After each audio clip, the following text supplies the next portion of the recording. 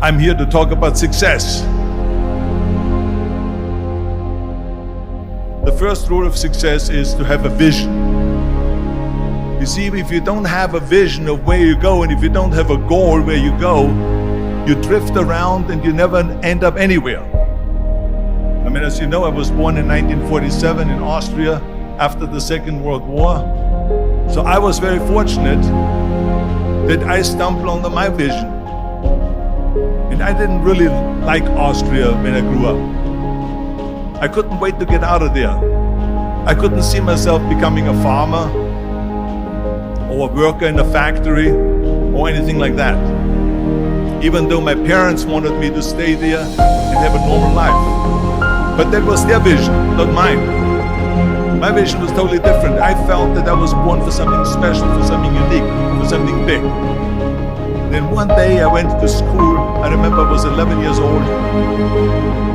And they showed a documentary about America. There they showed this documentary, the huge skyscrapers, the high-rises, the huge bridges, the 6-lane freeways, and all of this stuff. And I said to myself, that's where I want to be. I don't want to be around here with little farmhouses and these little buildings. I want to be in America. One day after school I walked by a store in Graz.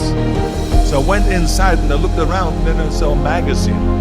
It's a bodybuilding magazine that had Reg Park on the cover. Reg Park was then a 3-time Mr. Universe. And I saw him on the big screen as Hercules. I read that and I said to myself, wow, this is the blueprint for my life. This is exactly what I want to do. I want to become a bodybuilding champion just like Reg Park. I want to get into movies just like Reg Park. And I want to make millions of dollars and be rich and famous just like Reg Park. You know how great it felt that I knew where I was going? Imagine the majority of people don't know where they're going. I knew where I was going. That I'm going to become this bodybuilding champion just like him. So it was just a question of how do you do it? I was so relieved because when you have a goal, when you have a vision, everything becomes easy. So people always ask me, when they saw me in the gym in the pumping iron days, they said, why is it that you're working out so hard?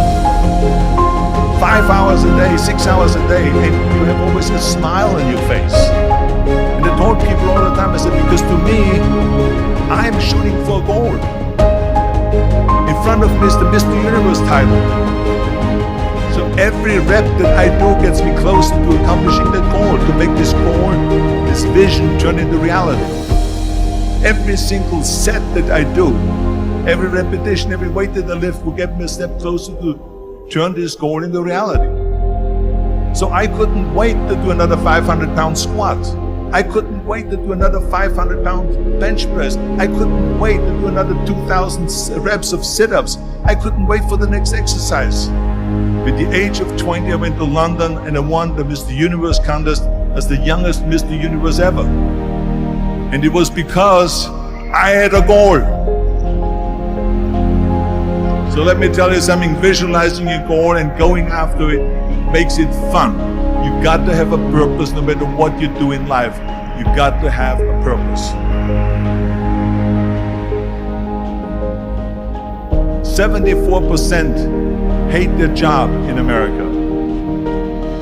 Now this is not much different when you come to Europe. The majority of people don't like what they're doing. Because they're really not doing it because they didn't have a goal and they followed this goal.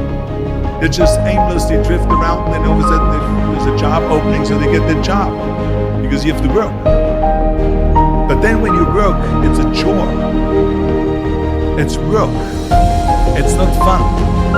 So if you think about it, only a quarter of the people really enjoy what they're doing in life. That is unbelievable if you think about it. So I felt so blessed that I knew what I was doing. It's like a medical student that studies and knows he wants to become a doctor. You know where to go. And the same thing is also in politics. I remember that in politics, I had a very clear vision that I will be the leader of California. This is as far as I could go because I was not born in America, so I could not run for president. So being the governor of the fifth largest state, I should say the largest state, the fifth largest economy in the world, was for me really the ultimate title, the ultimate accomplishment in politics. So even though people came up to me and says, why don't you go and run for something smaller, you're never gonna make it. I ran for governor, and then 2 months later I became governor of the state of California. Again, because I had a very clear vision what I'm gonna do with California. So that's rule number one, have a vision. Rule number two is, don't listen to the naysayers. Don't listen to the naysayers.